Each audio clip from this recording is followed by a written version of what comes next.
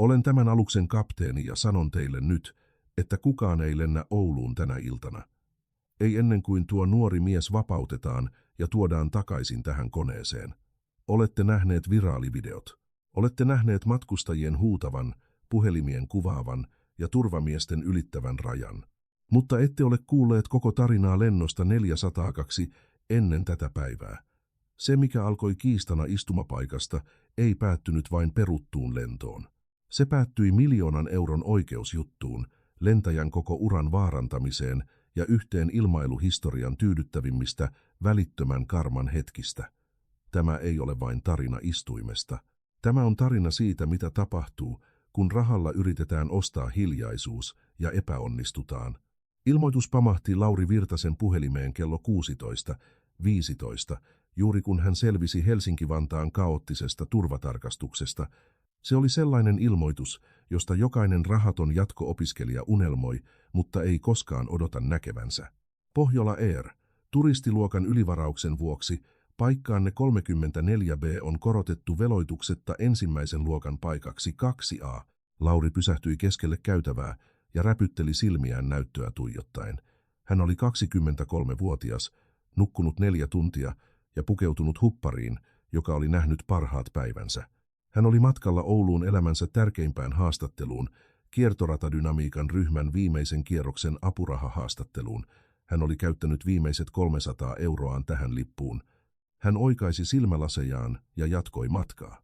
Hän ei näyttänyt tyypilliseltä ensimmäisen luokan matkustajalta. Hän oli tummaihoinen opiskelija Helsingin työläiskaupungin osasta, kantaen kolhiintunutta reppua täynnä propulsiofysiikan oppikirjoja ja ilmastointiteipillä kasassa pysyvää läppäriä. Mutta tänään onni oli vihdoin hänen puolellaan. Tai niin hän luuli. Koneeseen nousu alkoi 20 minuuttia myöhemmin. Kun porttivirkailija skannasi hänen tarkastuskorttinsa, laite piippasi miellyttävän vihreänä. Paikka 2A. Virkailija sanoi edes ylös katsomatta. Hyvää lentoa, herra Virtanen. Lauri käveli matkustajasiltaa pitkin, ja koneen viileä ilma iski häntä vasten hänen astuessaan sisään. Hän kääntyi vasemmalle oikean sijaan. Tunne oli niin vieras, että se sai hänen sydämensä tykyttämään. Boeing 737, ensimmäisen luokan matkustamo, oli puoliksi tyhjä. Se tuoksui nahalta ja kalliilta kahvilta. Hän löysi 2A, leveän ja pehmeän ikkunapaikan, ja laittoi reppunsa huolellisesti ylälokeroon. Hän istuutui ja puhalsi ulos henkäyksen, jota hän oli tuntenut pidättävänsä viikon ajan. Hän otti esiin muistiinpanonsa haastattelua varten. Keskity nyt, hän sanoi itselleen, kertaa yhtälöt. Älä nukahda, kone alkoi täyttyä. Turistiluokan matkustajat laahustivat ohi, vilkuillen kateellisina leveitä istuimia. Lauri piti päänsä alhaalla, syventyneenä työhönsä. Sitten ilmapiiri muuttui. Se ei ollut ääni, vaan läsnäolo. Hänen tilaansa leijui selkeä, ylivoimaisen kukkainen hajuvesi, jota seurasi terävä korkokenkien kopina, joka pysähtyi äkisti aivan hänen viereensä. Anteeksi. Ääni oli jäinen, terävä ja vaativa. Lauri katsoi ylös. Käytävällä seisoi nainen, joka näytti siltä kuin omistaisi lentoyhtiön. Hän oli myöhäisissä 50-issään, pukeutuneena kermanväriseen kashmirtakkiin, joka todennäköisesti maksoi enemmän kuin Laurin lukukausimaksut. Hänen vaaleat hiuksensa oli lakattu täydelliseksi kypäräksi, ja hänen kasvonsa olivat vääntyneet täydellisen hämmennyksen ja inhon irvistykseen. Tämä oli rouva Birgitta Kronstedt. Hänen takanaan seisoi lentoemäntä, nuori mies nimeltä Kalle, joka näytti jo valmiiksi uupuneelta. Kyllä, Lauri kysyi, kohteliaasti mutta hämmentyneenä. Te olette minun paikallani, Birgitta totesi. Hän ei kysynyt, hän ei tarkistanut lippuaan, hän vain julisti sen universaaliksi totuudeksi. Lauri tarkisti puhelimensa uudelleen. En usko niin, rouva. Olen paikalla 2A. Minut korotettiin. Birgitta nauroi. Se ei ollut kaunis nauru. Se oli kuiva, väheksyvä ääni, kuin repeytyvää paperia.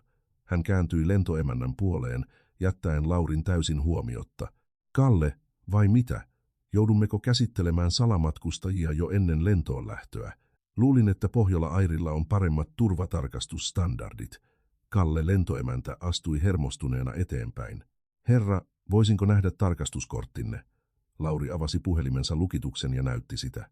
Näytöllä luki selvästi, Lauri Virtanen, paikka 2A, 1. luokka. Kalle katsoi sitä ja sitten manifestiaan. Kaikki näyttää olevan kunnossa, rouva Kronstedt. Tämä herrasmies on määrätty paikalle 2A. Birgitan silmät kapenivat. Hän pudotti painavan merkkilaukkunsa Laurin viereiselle tyhjälle paikalle 2B ja kumartui lähemmäs, tunkeutuen hänen henkilökohtaiseen tilaansa. Tuo on mahdotonta, hän sihahti. Pyysin nimenomaisesti, että viereinen paikka pidetään tyhjänä. Olen platinajäsen. En istu sellaisten ihmisten vieressä, jotka selvästi manipuloivat järjestelmää. Rouva Lauri sanoi, hänen äänensä vakaana rinnassa nousevasta kuumuudesta huolimatta. En manipuloinut mitään. Lentoyhtiö siirsi minut tänne. Yritän vain päästä Ouluun. Minua ei kiinnosta, minne olet menossa, Birgitta tiuskaisi. Maksoin lipustani 2000 euroa. Maksoitko sinä, matkustamo hiljeni? Muut ensimmäisen luokan matkustajat, liikemies paikalla 1A ja vanhempi pariskunta paikoilla 3A ja 3B, seurasivat tilannetta. Maksoin lipustani, Lauri sanoi, jättäen hinnan mainitsematta. Sillä ei ollut väliä. Lippu oli lippu. Maksoit turistiluokasta, Birgitta vastasi, hänen äänensä nousten oktaavilla. Olet hyväntekeväisyystapaus, ja sanon sinulle nyt, en lennä hyväntekeväisyystapauksen kanssa, joka hengittää minun ilmaa. Mene takaisin sinne, minne kuulut. Lauri tunsi tutun kiristyksen vatsassaan. Hän tunsi tämän käsikirjoituksen. Hän tiesi, että jos hän korottaisi ääntään edes vähän, hän olisi hyökkääjä. Hän tiesi, että jos hän näyttäisi vihaa, hän olisi uhka, joten hän pysyi täysin liikkumattomana. Minulle on määrätty tämä paikka, rouva. En liiku, ellei henkilökunta käske minua. Birgitta käänsi raivonsa takaisin Kalleen. Hae pursueri, hae kapteeni. En välitä kenet haet, mutta vie hänet pois silmistäni. Mieheni on Henrik Kronstedt, asianajotoimisto Kronstedt K.S.A. Tiedätkö mitä se tarkoittaa? Se tarkoittaa, että voin ostaa tämän koneen ja muuttaa sen kasvihuoneeksi, jos haluan. Siirrä hänet. Kalle näytti paniikinomaiselta. Rouva Kronstedt, olkaa hyvä ja laskekaa ääntänne, ovi ollaan sulkemassa. Minä huudan, jos haluan. Hän karjui ja iski kätensä ylälokeroon.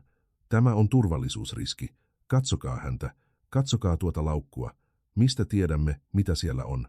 Hän näyttää joltain nistiltä. Sana jäi ilmaan leijumaan kuin myrkyllinen savu. Nisti. Lauri sulki silmänsä hetkeksi. Hän ajatteli ilmakehään palaavan satelliitin kiertoratamekaniikkaa. Kuumuus, kitka, palaminen. Rouva, nyt riittää, Kalle sanoi, löytäen vihdoin selkärankansa. Olkaa hyvä ja istukaa alas. En, Birgitta veti puhelimensa esiin. Soitan vartijoille, tunnen oloni uhatuksi. Tämä mies tuijottaa minua aggressiivisesti. Lauri ei ollut katsonut häneen 30 sekuntiin. Hän katsoi ulos ikkunasta. Kalle puhui viestimensä. Minulla on tilanne rivillä 2. Matkustaja kieltäytyy rauhoittumasta. Saatamme tarvita porttivirkailijan. Mutta Birgitta ei odottanut porttivirkailijaa. Hän soitti numeroon puhelimellaan, oletettavasti vaikutusvaltaiselle miehelleen tai lakimiehelle, samalla kun selosti äänekkäästi keksittyä versiota tapahtumista. Henrik, kyllä, olen rullaustiellä. Täällä on joku. Kadunmies ensimmäisessä luokassa. Kyllä, hän uhkailee minua. Henkilökunta ei tee mitään, he antavat hänen jäädä. Sinun täytyy soittaa toimitusjohtajalle nyt. Lauri vilkaisi liikemiestä paikalla 1A. Mies katsoi pois, haluttomana sekaantumaan. Silloin johtava lentoemäntä, tiukka nainen nimeltä Hanna, marssi käytävää pitkin. Kalle oli informoinut häntä. Hän katsoi Lauria ja sitten Birgittaa. Mikä täällä on ongelmana? Hanna kysyi. Birgitta osoitti manikyroidulla sormellaan Laurin kasvoja. Hän varasti tämän paikan ja hän haisee marihuanalta. Laurin leuka loksahti. En todellakaan haise. Olen ollut kirjastossa viimeiset 12 tuntia. Hanna kumartui lähemmäs ja haistoi hienovaraisesti. Savun hajua ei ollut, vain vanhan paperin ja ahdistuksen heikko tuoksu, mutta Hanna katsoi lähtöaikaa. He olivat jo 5 minuuttia myöhässä. Pohjola-Airilla oli tiukka aikataulupolitiikka. Myöhästymiset tarkoittivat paperitöitä. Tämän ratkaiseminen nopeasti oli etusijalla, ja ilmailualalla valitettavasti nopeasti tarkoitti usein vähimmän vastarinnan tietä. Vähimmän vastarinnan tie ei ollut huutavan platinajäsenen siirtäminen, jolla oli lakimiesmies. Se oli hiljaisen opiskelijan siirtäminen hupparissaan. Hanna kääntyi Laurin puoleen. Hänen kasvonsa olivat pahoittelevat, mutta hänen silmänsä olivat kovat. Herra, hän sanoi hiljaa, minun on pyydettävä teitä ottamaan tavaranne. Laurin sydän pysähtyi. Anteeksi kuinka? Minulla on lippu. Tiedän, Hanna sanoi, mutta meillä on konflikti matkustamossa ja lennon turvallisuuden vuoksi meidän on liennytettävä tilanne. Voimme löytää teille paikan turistiluokan etuosasta. Se ei ole reilua, Lauri sanoi, hänen äänensä vapisten hieman. Hän on se, joka huutaa. Hän on se, joka loukkaa minua. Miksi minun täytyy siirtyä? Koska jos emme ratkaise tätä, meidän on poistettava kaikki koneesta, Hanna kuiskasi. Olkaa hyvä, älkää tehkö tästä vaikeampaa. Hän ei siirry turistiluokkaan, Birgitta huusi, kuultuaan keskustelun. Haluan hänet pois lennolta. Hän uhkaili minua. Hän sanoi aikovansa satuttaa minua. En koskaan sanonut niin, Lauri aneli, katsoen ympärilleen etsien todistajaa. Kuuliko kukaan minun sanovan niin? Hiljaisuus. Hanna huokaisi. Hän suoristi selkänsä. Rouva, hän siirtyy turistiluokkaan. Se on kompromissi. Ei kompromisseja, Birgitta kirkaisi. Vartijat, haluan vartijat. Hanna katsoi Lauria. Herra, ottakaa laukkunne nyt. En, Lauri sanoi. Hän puristi käsinojia. En tehnyt mitään väärää. Ansaitsin tämän paikan. En liiku. Hannan kasvot muuttuivat kylmiksi. Jos ette noudata henkilökunnan ohjeita, rikotte liittovaltion ilmailumääräyksiä. Minun on soitettava lentoaseman poliisille. Soittakaa heille, Lauri sanoi, tuijottaen suoraan eteensä. Soittakaa poliisi. Mielelläni kertoisin heille, mitä tapahtui. Hanna kääntyi kantapäillään ja käveli ohjaamon ovelle. Hän koputti.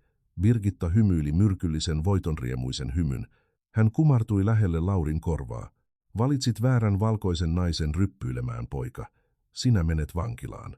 Odotus lentoaseman poliisia tuntui ikuisuudelta. Vaikka se kesti vain 10 minuuttia, kone seisoi toimettomana portilla, moottorien humistessa matalalla, turhautuneella äänellä. Turistiluokassa huhut kiersivät. Moottorivika, joku sanoi. Ei, joku on sairas. Kuulin, että ensimmäisessä luokassa on terroristi. Takaisin rivillä 2 jännitys oli niin tiheää, että siihen olisi voinut tukehtua. Birgitta oli istunut paikalleen 2B ja näpytti raivokkaasti puhelintaan, heittäen välillä inhoavia katseita Lauriin. Lauri istui kuin patsas tuijottaen sadetta, joka oli alkanut viiruttaa ikkunaa. Hän viestitteli äidilleen. Äiti, jotain pahaa on tapahtumassa. Joku nainen valehtelee minusta koneessa. He soittivat poliisit. Saatan myöhästyä haastattelusta. Hänen äitinsä vastasi välittömästi. Pysy rauhallisena. Nauhoita kaikki. Älä vastusta fyysisesti. Rukoilen puolestasi. Lauri laittoi puhelimensa nauhoittamaan ääntä ja asetti sen näyttö alaspäin jalalleen. 2 poliisia astui koneeseen, konstaapeli Mäkinen ja konstaapeli Korhonen. He olivat suuria, vaikuttavia miehiä, tummansinisissä univormuissaan, radiot rätisivät. He eivät näyttäneet olevan keskustelutuulella. He näyttivät miehiltä, jotka halusivat hoitaa ongelman ja mennä lounaalle. Hanna, johtava lentoemäntä, tapasi heidät ovella. Hän puhui hiljaisella äänellä osoittaen kohti riviä 2. Birgitta näki heidät ja puhkesi välittömästi kyyneliin. Se oli Oscar-palkinnon arvoinen esitys. Voi luojan kiitos, olette täällä, hän vaikeroi, puristaen rintaansa. Olen ollut niin peloissani. Konstaapeli Mäkinen käveli riville 2. Hän katsoi Birgittaa, sitten Lauria. Hän näki itkevän, varakkaan naisen ja nuoren tummaihoisen miehen hupparissa. Hänen ennakkoluulonsa asettuivat ennen kuin hän edes avasi suutaan. Herra, Mäkinen ärjäisi. Ylös. Lauri katsoi poliisia. Konstaapeli, en ole tehnyt mitään, tämä nainen. En kysynyt elämäntarinaasi, Mäkinen keskeytti, hänen kätensä leväten vyöllään. Lennon henkilökunta haluaa sinut pois koneesta. Se tarkoittaa, että olet täällä luvatta. Nouse ylös ja ota laukkusi. Minulla on lippu, Lauri vaati, pitäen kätensä näkyvillä. Minut korotettiin. Hän ei pidä siitä, että istun tässä, joten hän alkoi huutaa. Voitte kysyä lentoemännältä. Mäkinen katsoi Hannaa. Pyysittekö häntä poistumaan? Kyllä, Hanna sanoi, katsoen lattiaan. Hän kieltäytyi noudattamasta henkilökunnan ohjeita. Se riittää minulle, Mäkinen sanoi. Hän astui riviin kohoten Laurin ylle. Herra, teidät on pidätetty luvattomasta tunkeutumisesta ja yleisen rauhan häiritsemisestä. Nouskaa ylös tai raahaan teidät ylös. Tämä on hullua, Lauri sanoi, paniikin vihdoin murtautuessa hänen rauhallisuutensa läpi. Minulla on haastattelu. Olen opiskelija. Viimeinen varoitus, Mäkinen murisi. Birgitta sekaantui asiaan pyyhkien kuivia silmiään. Hän sanoi, että hänellä on ase. Teidän pitäisi tarkistaa hänen laukkunsa. Mäkinen silmät laajenivat. Ase? Hän huusi parilleen. Minulla ei ole asetta, Lauri huusi, pitäen käsiään ylhäällä. Ulos sieltä, konstaapeli Korhonen karjui rynnäten eteenpäin. Mäkinen ei odottanut. Hän syöksyi Laurin kimppuun, tarttuen häntä hupparin kauluksesta. Lauri, puhtaasti refleksinomaisesti, veti taaksepäin. Se oli kaikki tekosyy, mitä Mäkinen tarvitsi. Lopeta vastustelu, Mäkinen karjui. Hän riuhtaisi Laurin väkivaltaisesti istuimelta. Laurin jalka tarttui käsinojaan, vääntyen kivuliaasti. Au, jalkani, te satutatte minua, Lauri huusi. Lopeta tappelu, Korhonen huusi, tarttuen Laurin toiseen käsivarteen. He painivat hänet käytävälle. Lauri ei tapellut. Hän yritti pitää tasapainonsa, mutta kapea tila sai sen näyttämään kamppailulta. Hänen silmälasinsa lensivät hänen kasvoiltaan ja sinkoutuivat lattialle, murskautuen konstaapeli Korhosen saappaan alle. Lasini, en näe mitään, Lauri huusi, turpa kiinni. Mäkinen työnsi Laurin kasvot laipion seinää vasten. Tähän mennessä matkustajat rivillä 3 ja 4 olivat nousseet seisomaan. Turistiluokassa ihmiset kurkottelivat kaulojaan. Puhelimet olivat esillä. Punaiset tallennusvalot vilkkuivat kuin 1000 pientä silmää. Hei, hän ei tehnyt mitään, mies riviltä 4 huusi. Näin kaiken. Tuo nainen on hullu. Istu alas, herra. Korhonen osoitti etälamauttimella miestä rivillä 4. Takaisin. Birgitta Kronstedt istui paikallaan, katsellen kaaosta äärimmäisen tyytyväisenä. Hän silotti hamettaan. Hän oli voittanut. Uhka oli neutraloitu. Mäkinen ja Korhonen laittoivat Laurin kädet rautoihin hänen selkänsä taakse. Tiukasti. Metalli pureutui hänen ranteisiinsa. He alkoivat raahata häntä käytävää pitkin kohti uloskäyntiä, hänen jalkojensa tuskin koskettaessa maata. Olen opiskelija, Lauri nyyhkytti nyt, nöyryytyksen polttaessa kuumemmin kuin kipu hänen vääntyneessä polvessaan. Olkaa kilttejä, minulla on haastattelu. He raahasivat hänet turistiluokan ohi. Matkustajat haukkoivat henkeään. Tuo on vain lapsi, nainen huusi. Miksi te teette tuota? Hänellä on ase, Mäkinen valehteli kuuluvasti matkustamolle. Pysykää kaikki istuimillanne. He saavuttivat etukeittiön. He olivat juuri työntämässä Lauria ulos matkustajasillalle, kun kuulutusjärjestelmästä kuului ääni. Se ei ollut lentoemäntä. Se ei ollut porttivirkailija. Se oli syvä, arvovaltainen ääni, joka värähteli lattialautojen läpi. Stop, sana jäi ilmaan. Tässä puhuu kapteeni Risto Lehtonen. Vartijat, pysähtykää siihen. Älkää viekö tuota miestä pois koneestani. Konstaapeli Mäkinen jähmettyi, hänen kätensä oven kahvalla. Hän katsoi ylös ohjaamon oveen. Ohjaamon ovi surisi ja napsahti auki. Ulost astui kapteeni Risto Lehtonen. Hän oli legenda Pohjola-Airilla, entinen ilmavoimien lentäjä 30 vuoden lentokokemuksella. Hän oli 193 senttiä pitkä, hopean harmailla hiuksilla ja silmillä, jotka näyttivät siltä, että ne voisivat leikata teräksen läpi. Hänellä ei ollut lakkia päässään. Hän näytti raivostuneelta. Hän astui ulos ohjaamosta ja tukki uloskäynnin kehollaan. Kapteeni, sivuun, konstaapeli Mäkinen sanoi, hengästyneenä. Meillä on yhteistyöhaluton matkustaja, jolla on mahdollinen ase. Olen kuunnellut matkustamon äänitettä, kapteeni Lehtonen sanoi, hänen äänensä vaarallisen matalana. Ja olen katsonut ohjaamon kamerakuvaa. Tuolla nuorella miehellä ei ole asetta, eikä hän ollut yhteistyöhaluton ennen kuin te koskitte häneen. Herra, lentoemäntä pyysi. Hanna teki virheen, Lehtonen sanoi, vilkaisen kauhistunutta purseria. Ison virheen. Päästäkää hänet irti. Emme voi tehdä sitä, kapteeni. Hänet on pidätetty. Kapteeni Lehtonen ojensi kätensä ja tarttui PA-mikrofoniin seinällä vieressään. Hän painoi nappia, lähettäen äänensä koko koneeseen, portille ja kiistatta historiaan. Hyvät naiset ja herrat, Lehtonen sanoi, tuijottaen suoraan konstaapeli Mäkiseen. Tässä puhuu kapteeninne. Käytän valtuuksiani meri- ja ilmailulain nojalla. Kieltäydyn lentämästä tällä koneella. Matkustamosta kuului hämmästyneitä huokauksia. Peruutan tämän lennon, Lehtonen jatkoi. En sään, enkä teknisten ongelmien vuoksi, vaan koska en ohjaa alusta, jossa maksavaa matkustajaa pahoinpidellään yhden tärkeilijän mukavuuden vuoksi.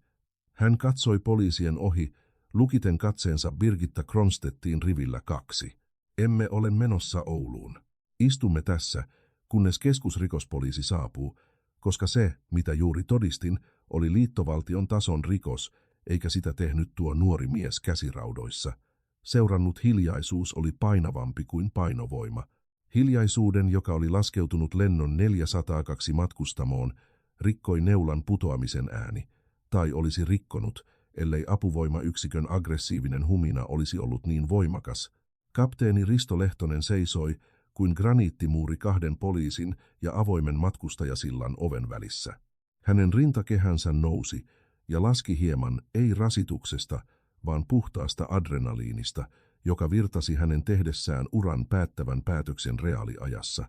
Konstaapeli Korhonen, nuorempi poliiseista, katsoi kumppaniaan ja sitten kapteenia. Auktoriteettidynamiikka oli juuri kääntynyt päälaelleen. Yleensä virkamerkki voitti lentäjän univormun, mutta koneessa Merilain alaisuudessa kapteeni oli Jumala, ja tämä Jumala oli vihainen. Kapteeni, vanhempi konstaapeli, jonka nimikyltissä luki Mäkinen ja joka oli ottanut komennon, astui eteenpäin. Te häiritsette poliisitoimintaa. Tämä on oikeudenkäytön estämistä. Ja te, Lehtonen vastasi, hänen äänensä kaikuen ilman mikrofonia, jota hän yhä piti vasemmassa kädessään, häiritsette kaupallisen lentokoneen turvallista toimintaa. Minä olen viimeinen auktoriteetti siinä, kuka lentää ja kuka ei. Ja minä sanon teille, että ainoa henkilö, joka poistuu tästä koneesta juuri nyt, on se henkilö, joka yllytti mellakkaan. Lehtonen osoitti pitkällä sormellaan poliisien ohi suoraan riville 2. Birgitta Kronstedt haukkoi henkeään. Ääni oli kuin tyhjöpakkauksen rikkoutuminen. Minuako? Uhkailetteko te minua? En uhkaile teitä, rouva Kronstedt, Lehtonen sanoi, hänen silmänsä kovina. Määrittelen teidät turvallisuusuhaksi. Tämä on hullua. Birgitta nousi seisomaan, hänen puhelimensa täristen kädessään. Minä olen uhri. Tuo mies hyökkäsi kimppuuni, ja nyt kapteeni on. Hänellä on hermoromahdus. Kuvaan tämän, kapteeni. Lennät rahtikoneita Lapissa ensi viikolla. Rakastan Lappia, Lehtonen sanoi kuivasti. Hän käänsi huomionsa takaisin Lauriin, joka oli yhä lysähtäneenä keittiön seinää vasten, kädet raudoitettuina selkänsä taakse, lasit murskana lattialla. Kapteenin ilme pehmeni välittömästi. Hän polvistui välittämättä poliiseista, jotka nykivät kuin yrittäisivät estää häntä. Poika, Lehtonen sanoi lempeästi, mikä sinun nimesi on? Lauri, hän kuiskasi, hänen äänensä särkyen. Kyyneleet virtasivat nyt hänen kasvoillaan, shokin hälvetessä ja jättäen jäljelle vain raaan nöyryytyksen. Lauri Virtanen. Lauri, oletko loukkaantunut? Polveeni sattuu, Lauri irvisti, ja ranteisiini. Ne ovat tiukalla. Lehtonen nousi seisomaan ja katsoi konstaapeli Mäkiseen. Avatkaa raudat. Kapteeni, en voi. Avatkaa raudat. Lehtonen karjui. Ääni oli niin äkillinen ja voimakas, että matkustajat rivillä 10 hypähtivät. Hän on minun matkustajani. Hän on minun suojeluksessani.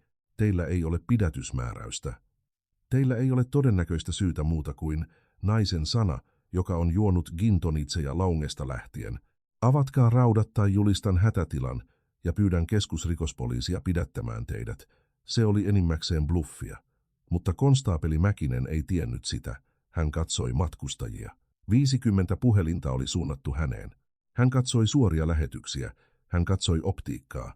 Valkoinen kapteeni puolustamassa nuorta tummaihoista opiskelijaa poliisiväkivallalta. Mäkinen oli veteraanipoliisi. Hän tiesi, milloin tilanne oli mennyt täysin pieleen.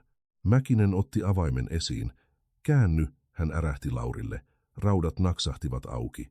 Lauri toi kätensä eteen hieroen punaista, painunutta ihoa ranteissaan. Hän tärisi. Kiitos, Lauri kuiskasi kapteenille. Älä kiitä vielä, Lehtonen sanoi synkästi. Hanna, johtava lentoemäntä, joka oli kutistunut keittiön nurkkaan, astui esiin kalpeana. Kyllä, kapteeni. Hae herra Virtaselle jäitä polveen. Hae hänelle pullo vettä ja etsi hänen lasinsa. He astuivat niiden päälle, Lauri sanoi hiljaa, osoittaen vääntynyttä metallia ja särkyneitä linssejä lattialla. Lehtonen katsoi rikkinäisiä laseja. Hän poimi ne varovasti, kuin ne olisivat todisteita murhapaikalta. Hän taittoi vääntyneet sangat ja laittoi ne paitansa taskuun. Hoidamme tuon, Lehtonen sanoi. Sitten hän kääntyi matkustamon puoleen. Hyvät ihmiset, pahoittelen tätä, hän ilmoitti matkustajille, hänen äänensä kantaen selkeästi. Olemme täällä hetken. Olen ottanut yhteyttä lennonjohtoon. Olen pyytänyt lentoaseman poliisin esimiestä ja rajavartiolaitoksen edustajaa paikalle. Kukaan ei mene minnekään ennen kuin selvitämme totuuden. Tämä on kidnappaus. Birgitta huusi riviltä 2. Hän seisoi nyt käytävällä, hänen kasvonsa laikukkaina raivosta. Te pidätte meitä panttivankeina, koska teillä on pelastajakompleksi. Mieheni tuhoaa tämän lentoyhtiön. Istu alas, rouva. Mies riviltä 3 sanoi kuuluvasti. Olet tehnyt tarpeeksi. Älä sinä puhu minulle, hän tiuskaisi takaisin. Olette kaikki kateellisia. Olette kaikki. Turpa kiinni, nainen turistiluokasta huusi. Me kaikki näimme sen. Olet valehtelija. Matkustamo räjähti. Se oli kapina. Jännitys, joka oli kasvanut 20 minuutin ajan, purkautui. Matkustajat alkoivat huutaa Birgitalle. Istu alas. Valehtelija. Pyydä anteeksi pojalta. Birgitta katsoi ympärilleen, hänen silmänsä suurina. Hän oli menettänyt huoneen. Hän oli menettänyt narratiivin. Ensimmäistä kertaa elämässään hänen rahansa ja miehensä nimi eivät toimineet kilpenä, ne toimivat maalitauluna. Hän lysähti istuimelle 2B, täristen. Hän soitti puhelimellaan uudelleen. Henrik, hän nyyhkytti luuriin. Henrik, vastaa. Tämä on painajainen. He ovat kääntyneet minua vastaan. Kapteeni on hullu. Sinun täytyy tulla koneelle, Henrik. Kapteeni Lehtonen kääntyi Laurin puoleen. Tule kanssani ohjaamoon, poika. Voit istua hyppyistuimella. Siellä on turvallisempaa kuin täällä. Lauri nilkutti kohti ohjaamoa. Kun hän ohitti rivin 2, Birgitta katsoi ylös. Hänen ripsivärinsä oli valunut. Hän katsoi Lauria puhtaalla, laimentamattomalla vihalla. Sinä tuhosit kaiken, hän sihahti. Lauri pysähtyi. Hän katsoi naista, todella katsoi häntä ensimmäistä kertaa. Hän ei nähnyt hirviötä. Hän näki surullisen, epävarman naisen, joka pelkäsi menettävänsä paikkansa hierarkiassa. Halusin vain päästä Ouluun, Lauri sanoi hiljaa. Hän astui ohjaamoon, ja kapteeni Lehtonen sulki vahvistetun oven, eristäen heidät hulluudesta. Ohjaamossa maailma oli toinen. Se oli mittareiden, näyttöjen ja rauhallisen logiikan pyhättö. Perämies, nuori mies nimeltä David, katsoi Lauria suurilla silmillä. Onko tämä hän? David kysyi. Tämä on hän, Lehtonen sanoi. Hän viittasi hyppyistuimelle kapteenin tuolin takana. Istu alas, Lauri. Olet turvassa täällä. Lauri istui. Kipu hänen polvessaan sykki, tylppä särky, joka synkronoitui hänen sydämenlyöntiensä kanssa. Kapteeni, minä myöhästyn. Mistä? Lehtonen kysyi, kääntäen kytkimiä pitääkseen ilmastoinnin päällä moottorien käydessä tyhjäkäynnillä. Haastattelustani, Lauri sanoi, tarkistaen kelloaan. Se oli 17:10. Lennon piti laskeutua kello 18:30. Haastattelu oli kello 20:0. Minulla oli viimeisen kierroksen apurahahaastattelu kiertoratadynamiikan ryhmän kanssa. Se on kaikki. Koko elämäni. Kapteeni Lehtonen jähmettyi. Hän kääntyi tuolissaan. Perämies pudotti kynänsä. Sanoitko kiertoratadynamiikan ryhmä? Lehtonen kysyi hitaasti. Kyllä herra, Koskela Dynamicsin. Lehtonen katsoi perämiestään. Heidän välillään kulki outo katse, tunnistamisen katse. Lauri, Lehtonen sanoi, nojaten taaksepäin. Tiedätkö, kuka omistaa Pohjola Airin? Lauri pudisti päätään. En, herra. Joku holding-yhtiö. Pohjola Air on tytäryhtiö, Lehtonen selitti. Meidät omistaa Koskela Dynamics-konserni. Laurin suu kuivui. Koskela, kuten tohtori Akseli Koskela. Juuri hän, Lehtonen sanoi. Ja tohtori Koskela perusti kiertoratadynamiikan ryhmän. Ironia leijui ilmassa. Nainen ulkopuolella, Birgitta Kronstedt, oli yrittänyt potkia Laurin pois koneesta, jonka omisti juuri se mies, jota Lauri oli lentämässä tapaamaan. Minun täytyy soittaa heille, Lauri sanoi, paniikin noustessa uudelleen. Minun täytyy kertoa heille, etten ole tulossa. Jos en ilmesty paikalle, olen mustalla listalla. Käytä satelliittipuhelinta, Lehtonen sanoi, ojentaen Laurille luurin keskikonsolista. Se yhdistää suoraan. Onko sinulla numero? Lauri etsi hätäisesti muistikirjaansa. Hän näppäili rekrytointikoordinaattorin numeron. Se soi 3 kertaa. Koskela Dynamics, rekrytointitoimisto. Sarah puhelimessa. Hei Sarah, Laurin ääni vapisi. Täällä Lauri Virtanen. Olen Pohjola Airin lennolla 402. Täällä on ollut välikohtaus. En usko, että pääsen Ouluun tänä iltana. Linjalla oli tauko.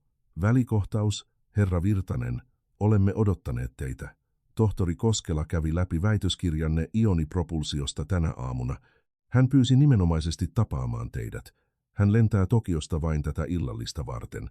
Lauri sulki silmänsä. Menetyksen paino musersi hänet. Tiedän, olen niin pahoillani. Olen tällä hetkellä. No, poliisi soitettiin. Toinen matkustaja syytti minua. Se on pitkä tarina, mutta kapteeni on peruuttanut lennon. Odottakaa. Sarahan äänen sävy muuttui. Oletteko te sillä lennolla, joka on juuri nyt pinnalla Twitterissä? Se, jossa on se kapteenin kapina. Luulisin niin. Odottakaa. Älkää sulkeko. Yhdistän teidät johtajan linjalle. Odottakaa. Musiikki alkoi soida. Lauri katsoi Lehtosta. He laittoivat minut pitoon. Hyvä, Lehtonen hymyili. Se tarkoittaa, että he kuuntelevat. Yhtäkkiä ohjaamon ovi surisi. Lehtonen tarkisti kamerakuvan. Se oli mies puvussa, 2 hyvin vakavan näköisen keskusrikospoliisin agentin seurassa, ei paikallispoliiseja. Pukumiehiä. KRP on täällä, Lehtonen sanoi. Showtime. Hän avasi oven. Pukumies astui sisään. Hän oli pitkä, pukeutunut hiilenharmaaseen pukuun, ja hänellä oli virkamerkki, jossa luki KRP. Kapteeni Lehtonen. Agentti kysyi. Minä itse. Olen erikoistutkija Rossi. Olemme ottaneet tämän lentokoneen toimivaltaamme. Saimme soiton oikeusministeriöstä koskien kansalaisoikeuksien loukkausta ja lennon henkilökunnan häirintää. Hyvä kuulla, Lehtonen sanoi. Missä epäilty on? Rossi kysyi. Lehtonen osoitti peukalollaan taaksepäin matkustamoon. Paikka 2B, rouva Birgitta Kronstedt. Tutkija Rossi näytti hämmentyneeltä. Alkuperäisessä hätäpuhelussa mainittiin miesepäilty, tummaihoinen, parikymppinen, aseistettu. Se oli väärä ilmoitus, Lehtonen sanoi rauhallisesti. Väärän ilmoituksen tekeminen on rikos, eikö niin, tutkija? On. No, nuori mies on tässä, Lehtonen osoitti Lauria. Ja ainoa asia, millä hän on aseistettu, on aivot, jotka ovat tarpeeksi suuret ymmärtämään rakettitiedettä. Laurin puhelin, yhä ohjaamon satelliittipuhelin, lakkasi yhtäkkiä soittamasta odotusmusiikkia. Linjalle tuli ääni. Ääni, jonka Lauri oli kuullut TED-puheissa ja dokumenteissa vuosien ajan. Se oli käheä, terävä ja käskevä. Herra Virtanen. Kyllä, Lauri piipitti. Täällä Akseli Koskela. Katson juuri videota iPadiltani. Siinä näkyy, kuinka Pohjola Eirin porttivirkailija antaa naisen huutaa teille ja sitten 2 poliisia raahaa teitä kuin perunasäkkiä. Oletteko se te? Kyllä. Tohtori Koskela, se olen minä. Ja olette tällä hetkellä ohjaamossa. Kyllä, herra. Kapteeni Lehtonen pelasti minut. Antakaa Lehtonen puhelimeen. Lauri ojensi puhelimen kapteenille. Se on Akseli Koskela, omistaja. Lehtosen kulmat kohosivat. Hän otti puhelimen. Tohtori Koskela, tässä kapteeni Lehtonen. Risto. Koskelan ääni oli tarpeeksi kova, jotta tutkija Rossi kuuli sen. Haluan, että kuuntelet minua hyvin tarkkaan. Pidä se lentokone sinetöitynä. Kukaan ei poistu. Etenkään rouva Birgitta Kronstedt. Puhuin juuri hänen miehensä Henrikin kanssa. Hän on yhtiömme lakimies. Hänellä on tällä hetkellä paniikkikohtaus toimistossaan, koska kerroin hänelle, että aion purkaa hänen toimistonsa sopimuksen, jos hänen vaimoaan ei ole käsiraudoissa tunnin sisällä. Lehtonen virnisti, petomaisen, tyytyväisen virnistyksen.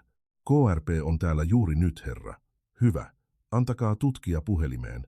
Lehtonen ojensi puhelimen tutkija Rossille. Tutkija Rossi otti luurin, näyttäen skeptiseltä.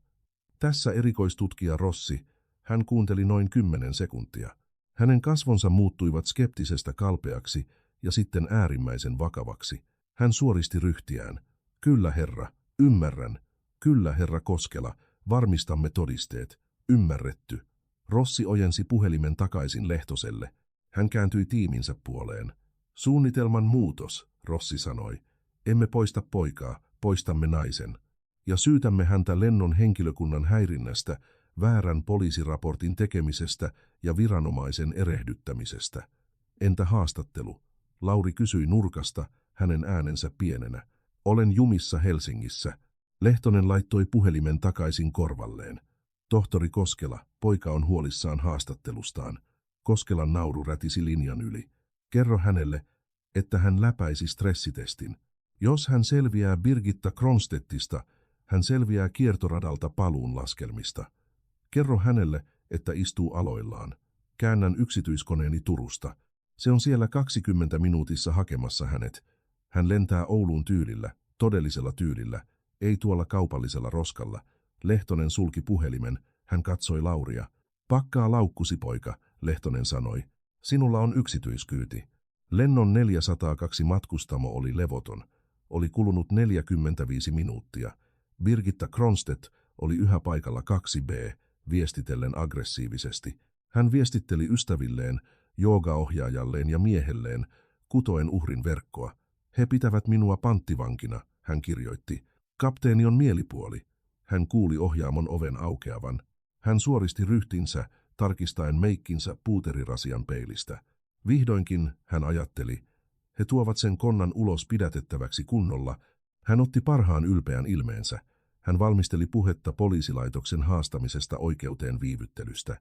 Kapteeni Lehtonen astui ulos ensin, sitten Lauri. Lauri näytti järkyttyneeltä, mutta käveli omin voimin. Hänellä oli lasit päässään, vaikka ne olivatkin vääntyneet. Sitten tulivat KRP-N-tutkijat. Birgitta hymyili. Oli jo aikakin, hän huusi. Haluan nostaa syytteet myös lentoyhtiötä vastaan henkisestä kärsimyksestä. Tutkija Rossi käveli Laurin ohi. Hän käveli kapteeni Lehtosen ohi. Hän pysähtyi riville 2. Birgitta Kronstedt. Rossi kysyi. Kyllä, hän sanoi nousten seisomaan. Haluan, että tuo mies pidätetään. Hän osoitti Lauria. Nouskaa seisomaan, rouva, Rossi sanoi. Kääntykää ja laittakaa kätenne selkänne taakse. Birgitta jähmettyi. Hän räpäytti silmiään. Anteeksi kuinka? Teidät on pidätetty rikoslain 49 luvun pykälän 46 504 nojalla lennon miehistön jäsenten ja matkustamohenkilökunnan häirinnästä. Teitä syytetään myös väärän ilmoituksen tekemisestä koskien uhkaa ilmailun turvallisuudelle. Mitä? Birgitan ääni oli piipitys. Ei, olette erehtyneet. Hän on rikollinen. Hän on se, joka varasti paikkani. Kädet selän taakse. Nyt. Rossi otti esiin käsiraudat. Ne olivat hopeiset ja painavat. Tiedättekö te, kuka mieheni on? Birgitta kirkaisi. Mieheni on Henrik Kronstedt. Tiedämme, Rossi sanoi, napsauttaen ensimmäisen raudan hänen ranteeseensa. Hän antoi meille luvan tutkia laukkunne. Väri pakeni Birgitan kasvoilta. Henrik teki mitä? Miehenne yrittää pelastaa sopimuksensa Koskela Dynamicsin kanssa, Rossi sanoi, napsauttaen toisen raudan kiinni. Hän ei ole tulossa, rouva Kronstedt. Todellisuus iski häneen kuin fyysinen isku. Hänen polvensa pettivät. Tutkija Rossin täytyi pitää häntä pystyssä. Mennään, Rossi sanoi. He alkoivat taluttaa häntä käytävää pitkin, mutta tämä ei ollut kuin Laurin poistuminen. Lauri oli raahattu ulos hiljaisuudessa ja hämmennyksessä. Birgitta marssitettiin ulos yleisön edessä, joka tiesi tarkalleen, mitä oli tapahtumassa. Kun hän ohitti rivin 4, joku alkoi taputtaa. Sitten rivi 5, sitten rivi 10. Muutamassa sekunnissa koko kone taputti. Hidas, rytmikäs taputus, joka kasvoi mylvinäksi. Heippa, Karen, joku huusi suomeksi. Pidä hauskaa vankilassa. Birgitta Kronstedt, nainen, joka oli terrorisoinut matkustamoa tunnin ajan, itki avoimesti. Hänen meikkinsä valui hänen kasvoillaan tummina juovina. Hän katsoi niiden ihmisten kasvoja, jotka hän oli tuominnut alempiarvoisiksi, turistiluokan matkustajia, opiskelijoita, perheitä. He kaikki katsoivat häntä takaisin tuomiten. Kun hän ohitti Laurin, joka seisoi keittiön ovella, hän pysähtyi. Hän katsoi häntä. Ole kiltti, hän kuiskasi. Kerro heille, että se oli väärinkäsitys. Lauri katsoi häntä. Hän ajatteli kipua polvessaan. Hän ajatteli, kuinka nainen oli kutsunut häntä nistiksi. Hän ajatteli, kuinka nainen yritti pilata hänen tulevaisuutensa, koska halusi tyhjän paikan käsilaukulleen. Se ei ollut väärinkäsitys, Lauri sanoi, hänen äänensä rauhallisena ja selkeänä. Se oli valinta. Te teitte omani. Tutkija Rossi tökkäsi häntä eteenpäin. Jatkakaa matkaa. He veivät hänet pois koneesta. Matkustajasillan ovi sulkeutui. Matkustamo puhkesi riemuhuutoihin. Ihmiset löivät yläfemmoja käytävän yli. Kapteeni Lehtonen otti PA-mikrofonin vielä kerran. Hyvät naiset ja herrat, hän sanoi, hänen äänensä paksuna tunteesta, uhka on poistettu. Kuitenkin, viivästyksen vuoksi, tämän miehistön työaika on ylittynyt. Emme voi lentää teitä Ouluun tänä iltana. Matkustamon läpi kulki voihkaisu, mutta, Lehtonen jatkoi, sain juuri viestin pääkonttorista. Jokaiselle tämän lennon matkustajalle myönnetään täysi hyvitys sekä 1 000 euron matkalahjakortti, ja olemme järjestäneet hotellikiintiön Clarion Hotel Helsingistä kaikille täksi yöksi. Illallinen on Pohjola Airin piikkiin. Voihkaukset muuttuivat takaisin riemuhuudoiksi. Lauri seisoi ohjaamon ovella. Lehtonen kääntyi hänen puoleensa. Valmis, poika? Lehtonen kysyi. Kyytisi odottaa asematasolla. Kyytini? Katso ulos ikkunasta. Lauri katsoi ulos keittiön ikkunasta. Alhaalla asematasolla heidän 737 koneensa vieressä oli pysäköitynä kiiltävä musta Gulfstream G650 yksityiskone. Pyrstötunnuksen lopussa oli KD. Musta maasturi odotti portaiden alapäässä viedäkseen Laurin sinne. Mene hakemaan se työpaikka, Lehtonen sanoi, ojentaen kätensä. Lauri kätteli sitä. Kiitos kapteeni, kaikesta. Älä mainitse, kunhan keksit jotain, mikä saa nämä koneet lentämään nopeammin, Joko. Lauri hymyili. Yritän.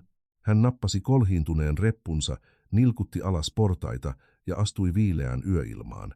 Sade oli lakannut. Hän katsoi ylös yksityiskonetta. Hän katsoi takaisin poliisiautoa, jonka valot vilkkuivat siellä, missä Birgitta Kronstedt työnnettiin takaistuimelle. Karma ei ollut vain käsite. Tänä yönä se oli fysiikan laki. Jokaista toimea kohden on yhtä suuri ja vastakkainen reaktio. Birgitta oli työntänyt alas ja universumi oli työntänyt takaisin, kovaa. Lauri kiipesi maasturiin. Hänellä oli haastattelu hoidettavanaan. Oikeuden pyörät pyörivät hitaasti, mutta kun ne on voideltu viraalivideotodisteilla ja miljardööri ilmailumogulin vihalla, ne voivat pyöriä pelottavalla nopeudella. Oli kulunut 6 kuukautta siitä, kun Lauri Virtanen raahattiin lennolta 402. 6 kuukautta siitä, kun video nimeltä Lentokapteeni peruu lennon pelastaakseen opiskelijan röyhkeältä rouvalta osui YouTubeen ja keräsi 45 miljoonaa katselukertaa 3 päivässä. Maailma oli siirtynyt muihin skandaaleihin, mutta Laurille ja Birgitta Kronstedtille tarina ei ollut läheskään ohi. Se oli Uudenmaan käräjäoikeuden esityslistalla. Lauri istui kantajan pöydässä oikaisen solmiota, joka tällä kertaa todella sopi hänelle. Hän näytti erilaiselta. Kolhiintunut huppari oli poissa, korvattuna terävällä laivaston sinisellä puvulla. Hänen lasinsa olivat uudet, titaanikehyksiset, naarmuuntumattomat. Hän ei ollut enää rahaton opiskelija. Hän oli nuorempi tutkija kiertoratadynamiikan ryhmässä, asuen Oulussa ja työskennellen suoraan tohtori Akseli Koskelan alaisuudessa seuraavan sukupolven ionimoottoreiden parissa, mutta tänään hän ei ollut tiedemies. Hän oli todistaja. Käytävän toisella puolella istui Birgitta Kronstedt. Muutos oli yhtä dramaattinen, mutta vastakkaiseen suuntaan. Vaalea hiuskypärä oli lattea ja eloton. Merkki Kashmir oli korvattu vaatimattomalla, mitään sanomattomalla harmaalla neuletakilla, lakimiehen temppu saadakseen hänet näyttämään harmittomalta isoäidiltä. Hän näytti pienemmältä, vanhemmalta ja uskomattoman väsyneeltä. Hänen miehensä, Henrik Kronstedt, ei ollut oikeussalissa. Hän oli hakenut avioeroa 3 viikkoa välikohtauksen jälkeen, vedoten sovittamattomiin erimielisyyksiin ja epävirallisesti hänen toimistonsa maineen täydelliseen tuhoon. Birgitta oli yksin, puolustajanaan oikeusaputoimiston määräämä julkinen puolustaja, koska hänen varansa oli jäädytetty avioeromenettelyn aikana, tuomari Harold C. Sterling, ei sukua Laurille, iski nuijansa. Ääni kaikui puupaneloidussa huoneessa kuin laukaus. Istunto jatkuu, tuomari ilmoitti. Valamiehistö on lähettänyt viestin, jossa ilmoitetaan, että he ovat päässeet tuomioon. Laurin sydän hakkasi hänen rintalastaansa vasten. Jopa videon ja KRP-todistuksen kanssa hän oli hermostunut. Hän tiesi, miten järjestelmä toimi. Hän tiesi, että joskus Birgitan kaltaiset ihmiset löysivät tavan itkeä itsensä ulos seurauksista. Birgitta tuijotti käsiään. Hän ei ollut katsonut Lauria kertaakaan 3-päiväisen oikeudenkäynnin aikana. Hän ei ollut katsonut valamiehistöä. Hän vain tuijotti pöytää, ehkä toistaen mielessään hetkeä, jolloin hän päätti, että hänen mukavuutensa oli arvokkaampaa kuin Laurin ihmisarvo. Valamiehistö astui sisään, 12 tavallista kansalaista, sairaanhoitaja, rakennustyömies, opettaja. He näyttivät juhlallisilta. Herra puheenjohtaja, tuomari kysyi. Oletteko päässeet tuomioon? Olemme, arvoisa tuomari. Julistakaa tuomio. Puheenjohtaja, keski-ikäinen mies känsäisillä käsillä, nousi seisomaan. Hän oikaisi lukulasejaan. Asiassa Suomen valtio vastaan Birgitta Kronstedt, syytekohta 1, lennon miehistön jäsenten ja matkustamohenkilökunnan häirintä, me katsomme syytetyn syylliseksi. Katsomossa kuului sorinaa. Birgitta säpsähti, sulkien silmänsä tiukasti. Syytekohta 2, väärän ilmoituksen tekeminen koskien uhkaa ilmailun turvallisuudelle, me katsomme syytetyn syylliseksi. Syytekohta 3, yhdenvertaisuuslain rikkominen, syrjintä etnisen alkuperän perusteella, ohjatessaan poliisitoimintaa rodullisten ennakkoluulojen pohjalta, me katsomme syytetyn syylliseksi. Lauri päästi ulos henkäyksen, jota hän ei tajunnut pidättäneensä. Hänen äitinsä, joka istui eturivissä hänen takanaan, puristi hänen olkapäätään kovaa, ja puheenjohtaja jatkoi. Siviilikanteessa Virtanen vastaan Kronstedt koskien vahingonkorvauksia pahoinpitelystä, kunnianloukkauksesta ja henkisestä kärsimyksestä, me päätämme kantajan, herra Lauri Virtasen, hyväksi. Tuomari nyökkäsi. Ja vahingonkorvaukset? Myönnämme kantajalle korvaavia vahingonkorvauksia 250 euron edestä, puheenjohtaja luki. Birgitta päästi pienen nyyhkäyksen. Se oli rahaa, jota hänellä ei enää ollut. Ja puheenjohtaja pysähtyi, katsoen suoraan Birgittaa. Ja rankaisevia vahingonkorvauksia 5 miljoonan euron edestä. Oikeussali haukkoi henkeään. Jopa Laurin lakimies näytti järkyttyneeltä. Rankaisevat vahingonkorvaukset oli tarkoitettu rankaisemaan, lähettämään viesti. 5 miljoonaa euroa oli viesti, joka kuultiin kiertoradalle asti. Birgitan pää osui pöytään. Hän alkoi itkeä, kovia, rumia nyyhkytyksiä, jotka kaikuivat korkeasta katosta. En voi maksaa sitä, hän vaikeroi. Minulla ei ole mitään. Henrik vei kaiken. Olen pilalla. Tuomari iski nuijansa uudelleen. Järjestys oikeudessa. Hän katsoi Birgittaa ilman sympatiaa. Rouva Kronstedt, nouskaa seisomaan. Hän nousi vapisevasti jaloilleen, lakimiehensä tukemana. Te kohtelitte kaupallista lentokonetta kuin henkilökohtaista olohuonettanne, tuomari sanoi, hänen äänensä leikaten kuin laaser. Te käytitte lainvalvontaviranomaisia aseena nuorta miestä vastaan vain siksi, että hän oli olemassa tilassa, johon hän ei teidän mielestänne kuulunut. Te valehtelitte. Te vaaransitte kaikki koneessa olleet, ettekä osoittaneet mitään katumusta ennen kuin käsirautojen napsahtamista. Tuomari kumartui eteenpäin. Rikossyytteiden tuomion julistaminen on 3 viikon kuluttua, mutta olkoon selvä. Rikoslain säännökset lennon henkilökunnan häirinnästä sisältävät pakollista vankeusaikaa. Teidän kannattaa pakata laukku, rouva Kronstedt, mutta ei käsimatkatavaraa. Birgitta lysähti takaisin tuoliinsa, kun oikeudenpalvelijat lähestyivät. 6 kuukautta myöhemmin Lauri seisoi Koskela Dynamicsin pääkonttorin ylimmän kerroksen näköalatasanteella Oulussa. Ulkona oli pimeää ja satoi lunta. Edessä oleva valtava videoseinä näytti suoraa lähetystä Kourousta, Ranskan Guayanasta. Lähtöalustalla 39 massiivinen raketti osoitti kohti taivasta. Se ei ollut mikä tahansa raketti.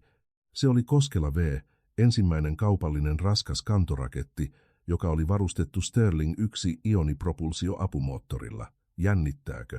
Lauri kääntyi. Kapteeni Risto Lehtonen seisoi hänen vieressään. Kapteeni oli jäänyt eläkkeelle kaupallisesta lentämisestä pian välikohtauksen jälkeen.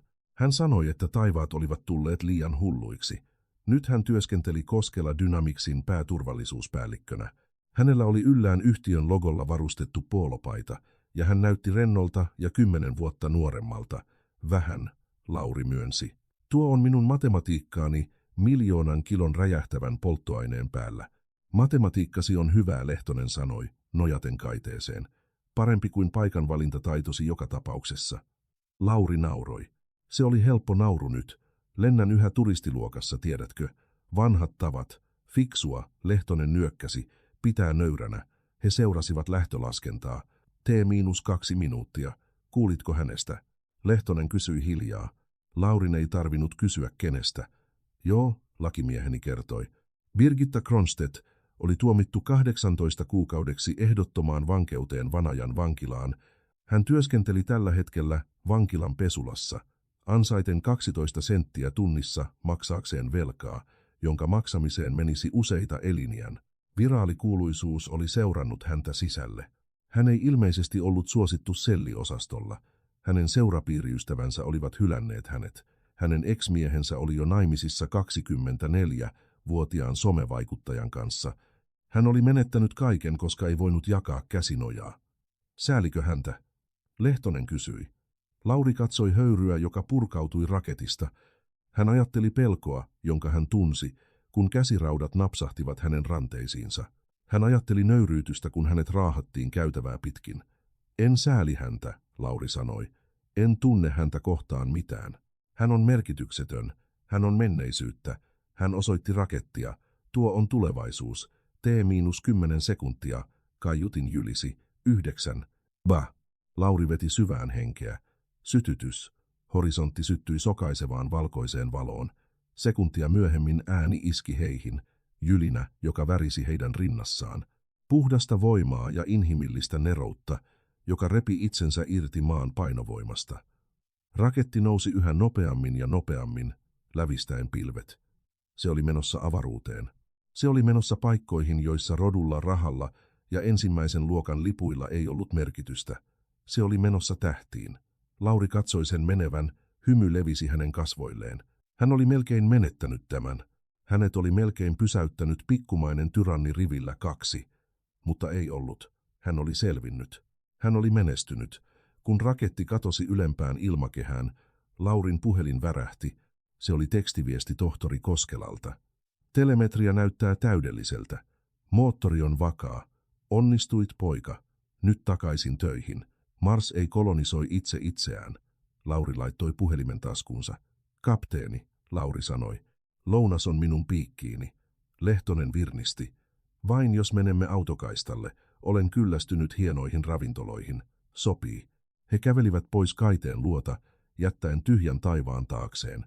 Ja siinä, hyvät naiset ja herrat, on tarina siitä, kuinka yhden naisen oikeutuksen tunne törmäsi lentäjään, joka kieltäytyi perääntymästä. Birgitta Kronstedt ajatteli, että hänen platinastatuksensa teki hänestä koskemattoman, mutta hän oppi kantapään kautta, että 10 metrin korkeudessa ainoa laki, jolla on merkitystä, on kapteenin sana. Ja karmalla on aina tapana löytää sinut, jopa ensimmäisessä luokassa. Jos pidit tästä tarinasta oikeuden voitosta, muista tykätä videosta. Se auttaa kanavaa kasvamaan. Tilaa kanava ja paina ilmoituskelloa, jotta et jää paitsi tulevista tarinoista. Ja kerro kommenteissa, oliko 18 kuukautta vankeutta tarpeeksi Birgitalle vai pääsikö hän liian helpolla. Luen jokaisen kommentin. Kiitos katselusta ja nähdään seuraavassa tarinassa.